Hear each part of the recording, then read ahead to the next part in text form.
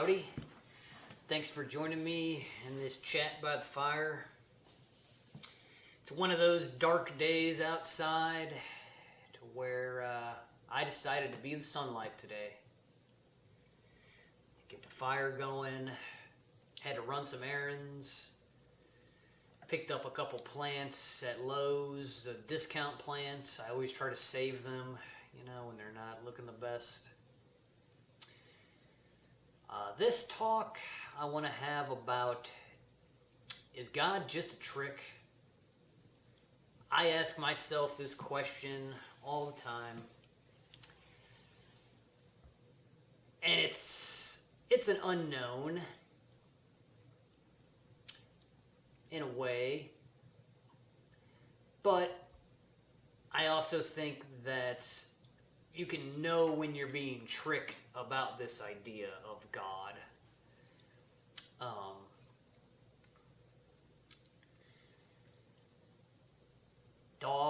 God backwards is dog. So I always like to think of the spelling, because every word we speak, everything that we've wrote down is a spell.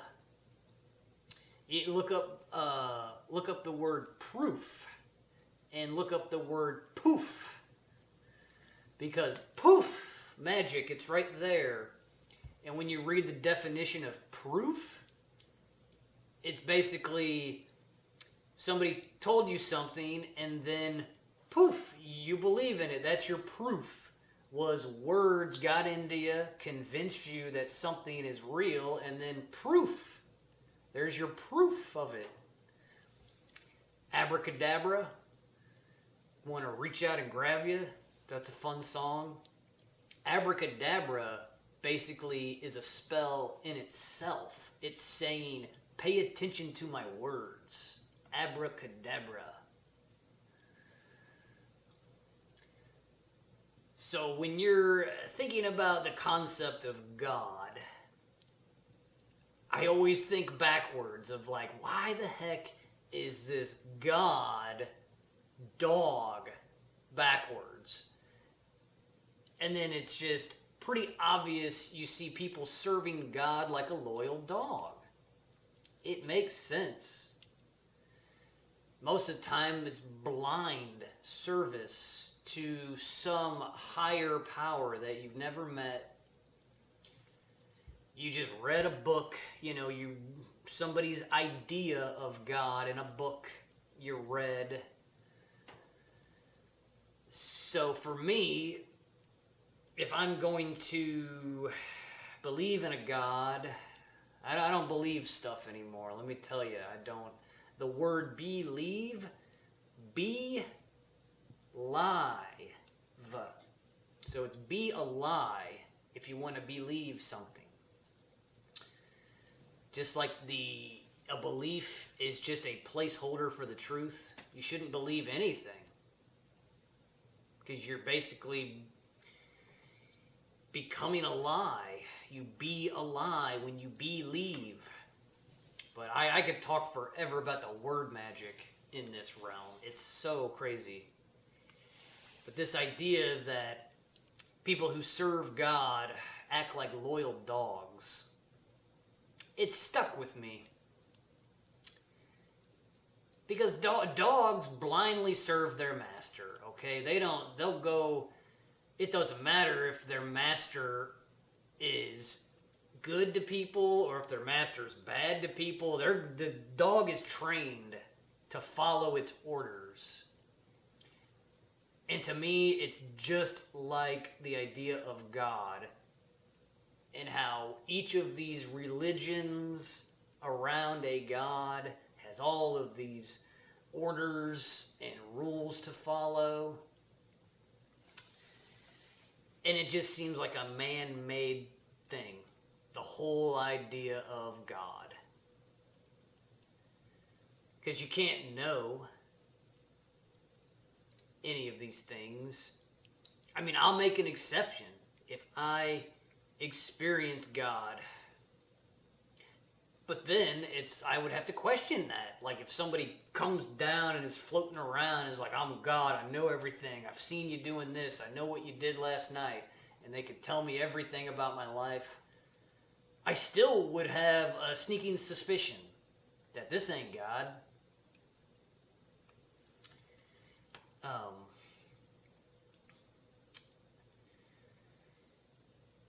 I just think it's extremely foolish to go and use your imagination in those ways. To imagine that there's something out there that's constantly watching over you and has got your back if the bad thing happens. I just see a lot of people having bad stuff happen to them constantly that believe in these ideas. And it only gets worse, and they blind themselves to them creating the problem in the first place by not being self-sufficient or paying extra attention to something. I feel like most of people's problems is they are not paying attention.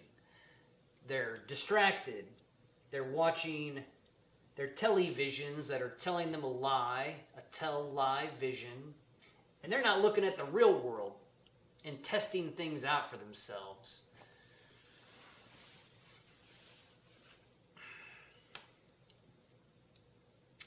The idea of God is dangerous. It's why people become atheists, because they're like, holy crap, these people are just making up things and killing each other over it. Like, whoa. It just becomes like a four-letter word for an atheist because they're so left brain, scientifically based that it's just like, obviously, if you have a race of people that thinks that God is on their side and that they're the chosen people and they can go around doing whatever they want, that's insane. But that's the realm we live in. And I'm not going to attempt to understand why people want to believe all this stuff and continue creating suffering. I would think if you were God's chosen people, you would be a blessing to everyone around you. It doesn't mean you get the right to destroy everything around you in the name of God. I would imagine if God chose a people, it would be like a golden age of these people, and they would be giving everybody high technology, and there would be no strife, no war. It's like God's chosen people are the peaceful ones. If God was to choose a group of people, which I just find silly, that if somebody created all of this, I would let it run wild. Why in the world would you fiddle with it? Like, you had enough power to create all this? I would sit back and see what happens. Kind of let it run its own course in a way.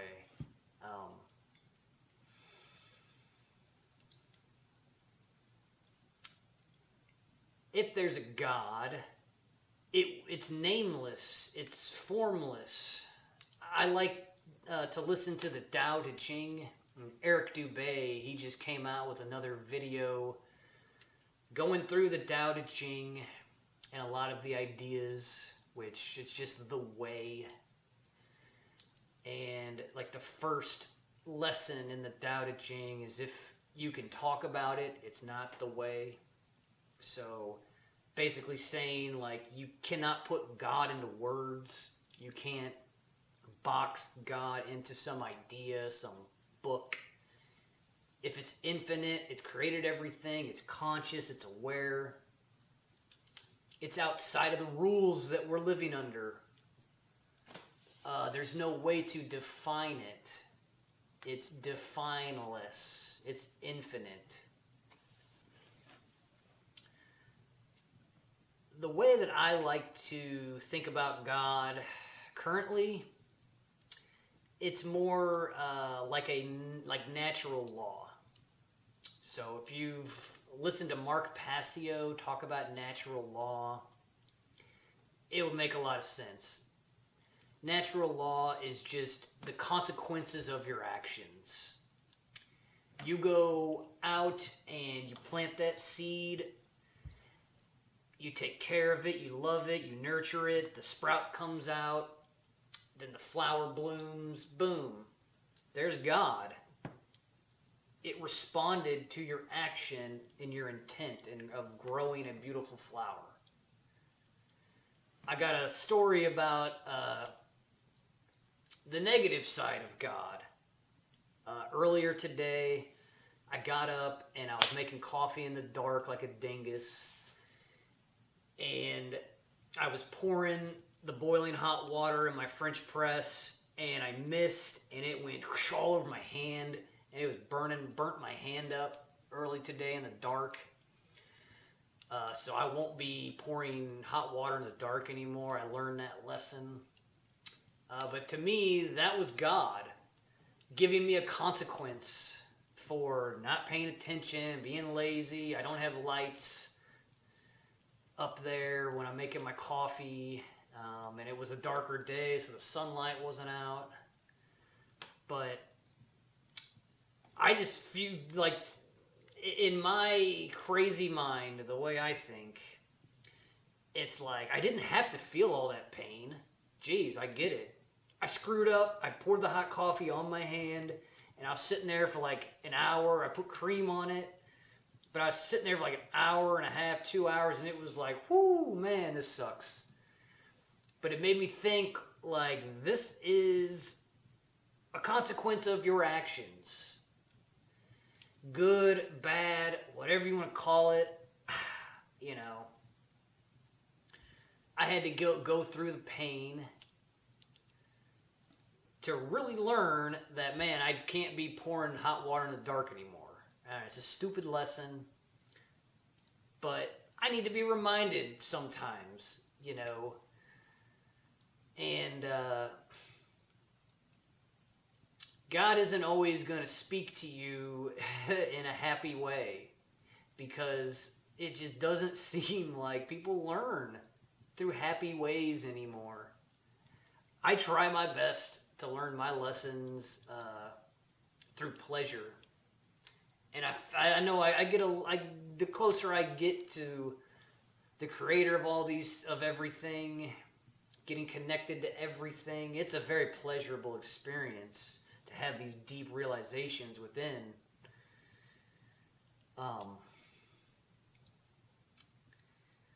But you're still human, and you can think you have all these answers, and it's almost like the pain is what's going to drag you out of your delusions or your illusions in your head. And so to me, God is a consequence of your actions.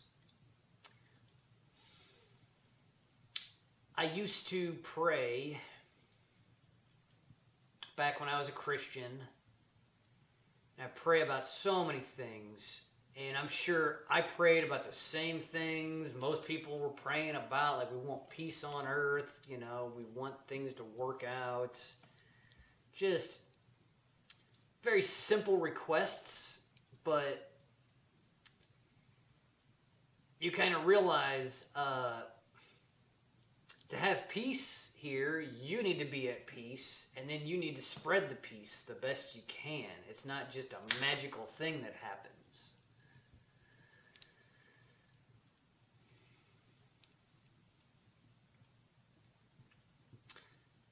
God can be a cop-out, right? Like, God can be an easy way out for a lot of people. Instead of putting the effort forward to grow up and be responsible for who you are, for your surroundings. People love to just say, God will take care of it. Man, I've heard this my whole life. I'm not in control, God's in control. Right? It's just, okay, well, if God's in control and you're not in control of yourself, it seems like you're screwing up. Like, if you can't control what you've been given and at least have discipline and maybe fix a few things here, I mean, that's my big gripe about this idea of God is all these people that believe in God seem to make it worse here. I know on the surface they say happy things and they fundraise money and they help people that are in need. You know, that's great. But you can do that without your belief in God. You don't have to force everybody to believe a certain way or praise this, you know. It's just go do the good thing. Go do the right thing. Why do you have to have this invisible character watching you and taking note of if you did it right or wrong? I feel like that's your job, is to take account of your actions and to make sure you're following through with your word here.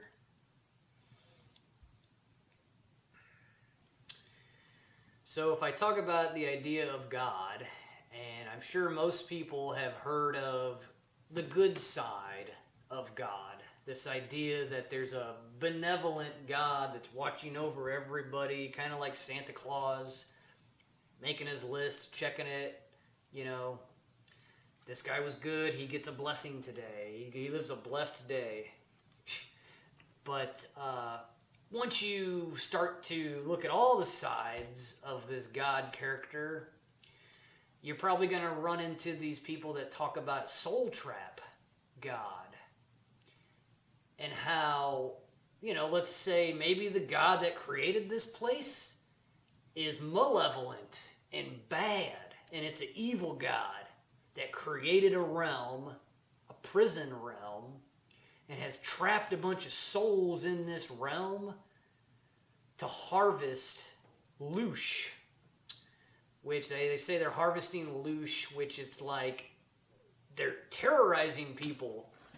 And that's what gets the God off, is he loves to see people getting terrified and, you know, excited and horrified. It's like a loosh farm is what these soul trap people talk about. And it's a fascinating idea because it adds up when you look at a lot of people's lives to where it's like, yeah, they're just living a life of fear and terror.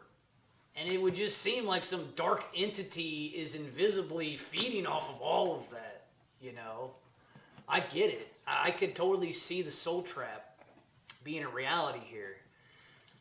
But then I think, what the heck am I doing here? I wouldn't be jumping into soul trap stuff. If I did, I'd be in the soul trap to try and break it. But I don't look, I see my current thought on all this is it ain't a good God, it's not a bad God. The whole idea of God is kind of silly. And you can't know, so why don't you just let it be an unknown and just do the right thing? And then by the end of your life, you're going to manifest the good or the bad, deciding on how the path you took here. It's going to happen either way.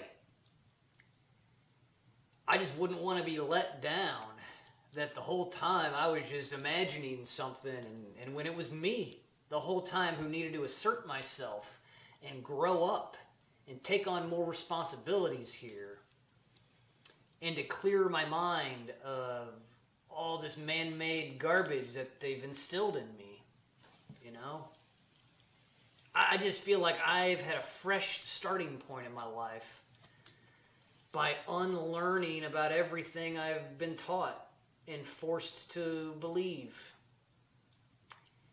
You just wish that children could start off that way instead of immediately being taken and twisted or run into the fire, basically. But that's half the fun of this place, I think. Is it's just such a mind game to live in this age, to live in this time.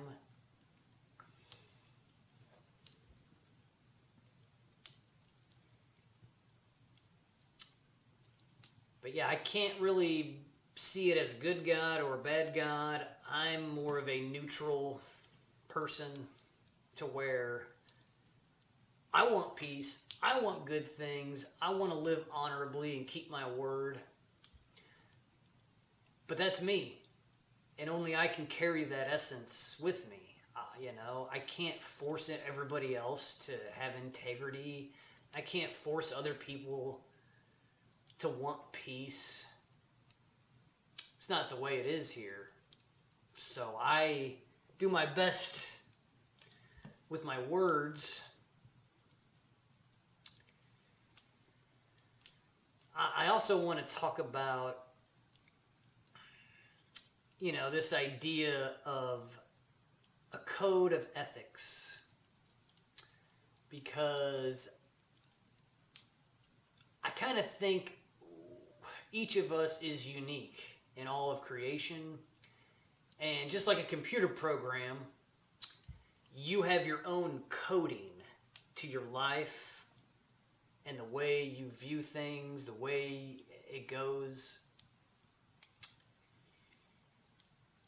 And that regardless of where you're born, you're going to play out this internal code you have inside of you.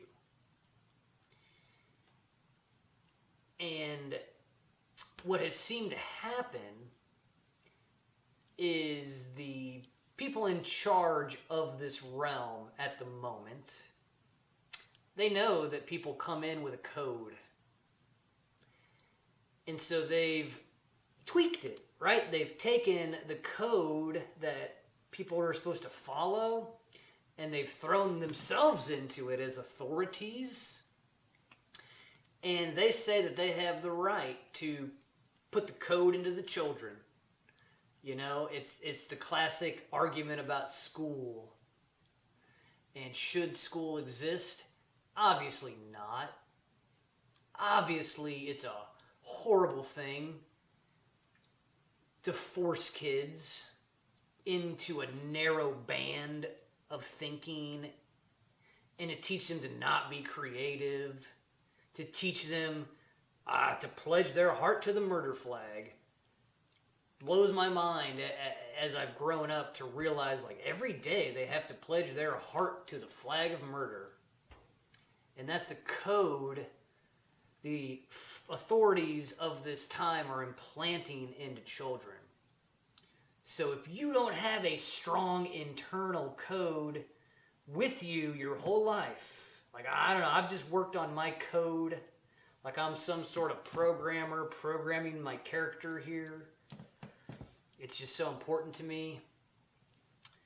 But I just see how somebody's come in and usurped the natural code that people have, and people are afraid to be themselves. They're afraid to express their innermost desires. I've been there. It's not easy to stand up and say, this is me.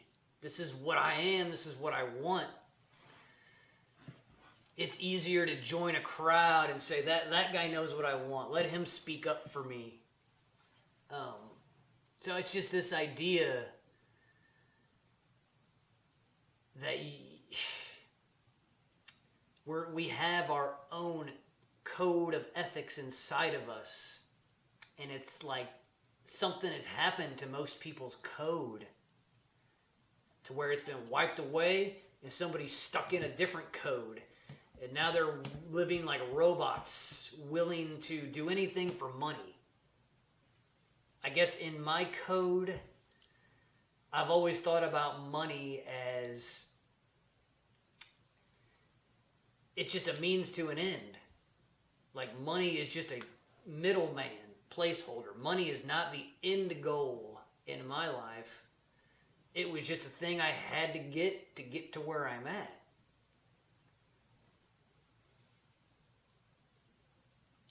And how money has ruined the realm. It's just ruined this place. I often think about if we didn't have money and if we didn't have the media telling people lies every day, just twisting their code they're constantly changing the person's code of ethics based off of whatever the rulers want you to act like. It's called social engineering, just controlling behavior. But if you didn't have a money system of unlimited printing of money, and then people on the television casting spells and lying to people every day, this couldn't work. So I give you great advice to get money out of your life the best you can, and get the media, the television, and what it's telling you out of your life, because that's their greatest power. That is where they have control over the realm. It's through the message, the narrative, the story that they tell everybody every day. And I could just see how they write the story based off of last month's PSYOP and how people responded. And are they ready for the next pandemic yet? Are we ready to go to World War III yet? You know, lots of tricks and traps out there to fall for. Don't take my word for it. If you believe in God, live it. Live as if there is a God you will be accountable to one day. See how it serves you.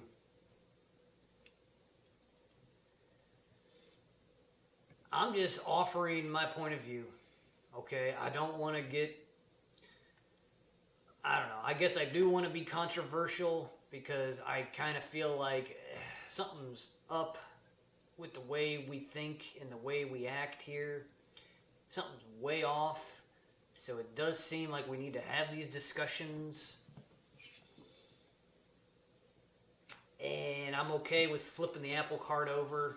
Whatever. We got rotten apples all over the place, guys. We got to clean the cart. Start new is my thought. Well, I'm always enjoying the fire. Just reminds me of some things need to burn and go away so that something new can come about.